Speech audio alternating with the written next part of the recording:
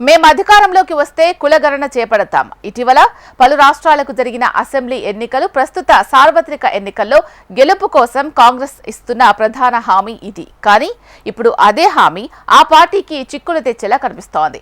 North belt తో హిమాచల్ మినహా అసెంబ్లీలు ఖాళీ అయిన వేళ సౌత్ పై బోలెడు ఆశలు పెట్టుకున్న హస్తం పార్టీకి కర్ణాటకలోనే సీన్ రివర్స్ అయిపోయే పరిస్థితులు ఎదురవుతున్నాయి. దేవాలయాలపై పన్ను, పాకిస్తాన్ అనుకూల నినాదాల వివాదాలు వెంటాడుతున్న వేళ సీఎం సిద్ధరామయ్య చేతిలో ఉన్న కులగణన రిపోర్ట్ పెను ప్రకంపనలే రేపుతోంది. ఆ రాష్ట్రంలో కీలక ఓటు బ్యాంక్ అయిన లింగాయత్, ఒక్కలిగలు కులగణన నివేదికపై సీరియస్ కామెంట్స్ చేస్తున్నారు. ఇంతకు కన్నడ రాజకీయంలో ఏం జరుగుతోంది? వరుస వివాదాలు కాంగ్రెస్ ని ఏం చేయబోతున్నాయి? Let's watch. కన్నడ కాంగ్రెస్ ను వెంటాడుతున్న వరుస వివాదాలు ఏంటి? కులగణన నివేదికపై ఆ రెండు వర్గాల అభ్యంతరాలు ఎందుకు? The report was ready in 2018. Why did Siddaramaiah didn't accept that report? There were election ahead. Parliament ఎన్నికల్లో గ్రాండ్ ఓల్డ్ పార్టీకి చిక్కులు తప్పవా? 2023లో సరిగ్గా ఇదే సమయంలో కన్నడ నాట అసెంబ్లీ వారు మొదలైంది. కాంగ్రెస్, బీజేపీలు ఢీ అంటే ఢీ అంటూ అధికారం కోసం యుద్ధం చేశాయి. ఆ యుద్ధంలో హస్తం పార్టీ విజయం సాధించింది. ఆ విజయానికి కారణం స్థానిక బీజేపీ నేతల ఫెయిల్యూర్ తో పాటు కాంగ్రెస్ ఇచ్చిన 6 గ్యారంటీలు, కులగణన హామీలే. మరో 2 నెలలు గడిస్తే ప్రభుత్వం ఏర్పడి ఏడాది పూర్తవుతుంది. కానీ ఈ లోపే ఆ రాష్ట్ర హస్తం పార్టీకి లోక్సభ ఎన్నికల సవాలు ఎదురైంది. సౌత్ పై మంచి పట్టున్న కాంగ్రెస్ అధిష్టానానికి కర్ణాటకపై చాలా ఆశలే ఉన్నాయి. అక్కడ 28 లోక్సభ స్థానాలు ఉన్నాయి. గత ఎన్నికల్లో బీజేపీ ఏకంగా 25 స్థానాల్లో విక్టరీ కొడితే కాంగ్రెస్ ఒక్కచోట మాత్రమే గెలిచింది. ఈసారి అధికారంలో ఉన్న పార్టీగా ఆ లెక్క సరిచేయాలనే ప్లాన్లో ఉంది. కానీ క్షేత్రస్థాయిలో పరిస్థితులు అంత ఆశాజనకంగా లేవు. అతి పెద్ద యుద్ధం తరుముకొస్తున్న వేళ వరుస వివాదాలు హస్తం పార్టీని కలవరపెడుతున్నాయి. ఇటీవల 1 కోటి కన్నా ఎక్కువ ఆదాయం వచ్చే ఆలయాల నుంచి ఏటా 10% ట్యాక్స్ వసూలు చేస్తామంటూ ప్రతిపాదించింది సిద్ధరామయ్య సర్కార్. ఆ ప్రతిపాదన పెను ప్రకంపనలే రేపింది. సిద్ధ సర్కార్ హిందూ వ్యతిరేకి అంటూ బీజేపీ మండిపడింది. అయితే ఈ విషయంలో చాలా పట్టుదలతో ప్రభుత్వం అసెంబ్లీలో ఈ బిల్లును ప్రవేశపెట్టి ఆమోదం తెలిపేలా చేసుకుంది. శాసనమండలిలో మాత్రం సిద్ధరామయ్య సర్కార్కి షాక్ తగిలింది. మండలిలో ఈ బిల్లును తీవ్రంగా వ్యతిరేకించారు. అధికార కాంగ్రెస్ కన్నా మండలిలో బీజేపీకి ఎక్కువ మంది సభ్యులున్నారు. కాంగ్రెస్ కి 30 మంది ఎమ్మెల్సీలుండగా బీజేపీకి 35 మంది ఉన్నారు. జేడీఎస్ నుంచి 8 మంది ఎమ్మెల్సీలు ఉన్నారు. బీజేపీ ఎమ్మెల్సీలు ఈ బిల్లును వ్యతిరేకించారు. ఇప్పటికీ ఈ బిల్లు తాలూకు మంటలు చెలరేగుతూనే ఉన్నాయి. కట్ చేస్తే ఈ వివాదం కాస్త సర్దుమణిగింది అనుకునే లోపు రాజ్యసభ ఎన్నికలొచ్చాయి. ఈ ఎన్నికల్లో కాంగ్రెస్ అభ్యర్థి గెలుపొందడం మరో వివాదానికి దారితీసింది. ఆ వివాదం తాలూకు మంటలు ఇప్పట్లో చల్లారడం చాలా కష్టం. ఎందుకంటే ఆ గెలుపు సంబరాల్లో పాకిస్తాన్ అనుకూల నినాదాలు వినిపించాయి. ఇటీవల కర్ణాటకలో జరిగిన రాజ్యసభ ఎన్నికల్లో కాంగ్రెస్ అభ్యర్థి సయ్యద్ నసీర్ హుస్సేన్ విక్టరీ తర్వాత ఆయన అనుచరులు పాక్ అనుకూల నినాదాలు చేశారంటూ బీజేపీ ఈ క్లిప్పును నెట్టింట్లో వదిలింది. ఈ వ్యవహారం ఆ రాష్ట్రంలో రేపిన అలజడి అంత ఇంత కాదు. బెళగావి, చిత్రదుర్గ, మాండ్యాలలో బీజేపీ ధర్నాలు నిర్వహించింది. కాంగ్రెస్ ప్రభుత్వం తక్షణమే రాజీనామా చేయాలని డిమాండ్ చేసింది.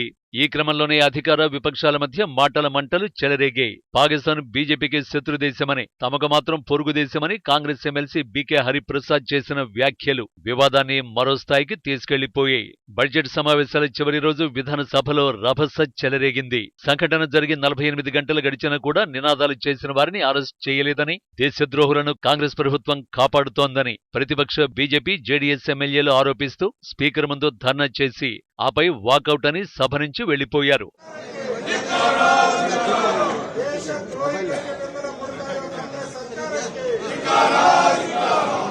ಪಾಕಿಸ್ತಾನದ ಏಜೆಂಟ್ಗಳು ವಿಧಾನಸೌಧ ಒಳಗಡೆ ಬಂದಿದ್ದಾರೆ, ಎಚ್ಚರಿಕೆಯನ್ನು ಕೊಡುವಂತ ಹೋರಾಟ ಮಾಡಿದ್ರಿ.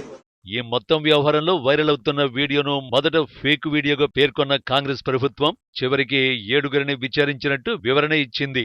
ఆడియో వీడియో వాస్తవాలు బహిరంగం కావలసి ఉందని, ఫోరెన్సిక్ నివేదిక కోసం నిరీక్షిస్తున్నామని ప్రకటించింది. సీఎం సిద్ధరామయ్య ఈ విషయమై సమాధానమిస్తూ ప్రభుత్వం దీనిని గంభీరంగా తీసుకుంది, దేశభక్తి మీకంటే మాకే అధికంగా ఉందని వివాదానికి ముగింపు పలికే ప్రయత్నం చేశారు. ದೇಶಭಕ್ತಿ ನಮಗೇನು ಬಿಜೆಪಿ ಅವರು ಹೇಳ್ಕೊಡ್ಬೇಕಾಗಿ ಗೊತ್ತಾಯ್ತಾ? ಕಾಂಗ್ರೆಸ್ ಪಕ್ಷಕ್ಕೆ దేశభక్తి ಹೇಳ್ಕೊಡ್ಬೇಕು. కట్ చేస్తే ఈ వివాదానికి ముగింపు పడకుండానే మరో ఉపద్రవం వచ్చిపడింది హస్తం సర్కారుపై. అసెంబ్లీ ఎన్నికల్లో తాము గెలిస్తే కులగణన చేపడతామని హామీ ఇచ్చింది కాంగ్రెస్. ఇప్పుడు ఆ రిపోర్టే సిద్ధరామయ్య చేతికి అందింది. ఆ నివేదికలో ఏముందో ఇప్పటి వరకు బయటకు రాలేదు. కానీ అది సృష్టిస్తున్న ప్రకంపనలు మాత్రం అన్ని కావు. లోక్సభ ఎన్నికల ముందు ఇలా కులగణన చేపట్టడం కీలకంగా మారింది. Karnataka state commission for backward classes chairman K Jayaprakash Hegde ఈ నివేదికను తయారు చేసి సీఎం సిద్ధరామయ్యకు అందజేశారు. విశ్వసనీయ వర్గాల ప్రకారం షెడ్యూల్ కులాలు, షెడ్యూల్ తెగల జనాభా ఎక్కువగా ఉంది. ఆ తర్వాత ముస్లింలు ఎక్కువగా ఉన్నట్టు తెలుస్తోంది. ఆ తర్వాత లింగాయత్తులు, ఒక్కలిగల జనాభా ఎక్కువగా ఉంది. తర్వాత కురుబల జనాభా కూడా ఎక్కువగానే ఉన్నట్టు ఈ రిపోర్టు వెల్లడించినట్టు సమాచారం. అటు దళితుల సంఖ్య కూడా భారీగానే ఉంది. త్వరలోనే కేబినెట్ సమావేశం జరగనుంది. ఆ భేటీలోనే ఈ నివేదికపై చర్చ జరుగుతుందని సీఎం సిద్ధరామయ్య ఇప్పటికే వెల్లడించారు. ఆ తర్వాతే తదుపరి కార్యాచరణ ప్రకటిస్తామని వివరించారు. అయితే ఈ సర్వేపై లింగాయత్తు, ఒక్కలిగలు తీవ్ర అభ్యంతరాలు వ్యక్తం చేస్తున్నారు. అశాస్త్రీయమైన విధానంలో సర్వే చేశారని మండిపడుతున్నారు. కొత్తగా మరోసారి సర్వే చేయాలని వారు డిమాండ్ చేస్తున్నారు. The report was ready in 2018. Why did Siddaramaiah didn't accept that report? There were election ahead. Now assembly elections are over and Lok Sabha is coming. Their leader is making noise about caste census. He wants to prove that he is more loyal than the king himself. For political reasons, he is raising it. They should not use it politically because none of the data is available to public. And the method which they have done the caste census is not known. So there is lot of confusion. అటు ప్రభుత్వం మాత్రం ఆ రిపోర్టులో ఏముందో ఇంకా తెలియదని, అనవసరంగా ఆందోళన పడాల్సిన అవసరం లేదని చెబుతోంది. కానీ సీఎం సిద్ధరామయ్య మొదటి పదవీకాలం ముగిసే నాటికి అంటే 2018లోనే ఈ సర్వే పూర్తయింది. అయితే నివేదికలో ఏముందో ఇప్పటికీ బయటపడలేదు. ఫలితంగా ఆ రిపోర్టును ఇప్పుడు ఎలా ఆమోదిస్తారని లింగాయత్తు, ఒక్కలిగలు ప్రశ్నిస్తున్నారు. బీజేపీ సైతం పార్లమెంటు ఎన్నికలను దృష్టిలో పెట్టుకుని ఈ నాటకాలన్నీ అని మండిపడుతోంది. చూస్తుంటే ఈ వివాదాలు కన్నడ నాట కాంగ్రెస్ సర్కార్కి పెద్ద తలనొప్పులే తెచ్చిపెట్టేలా ఉన్నాయి. పైగా ఆ రాష్ట్రంలో పవర్ డిసైడర్లుగా ఆ రెండు సామాజిక వర్గాలు ఉన్న నేపథ్యంలో తాజా కులగణన నివేదికలో ఏమాత్రం తేడా వచ్చినా కాంగ్రెస్ సర్కారుకు చిక్కులు తప్పకపోవచ్చు.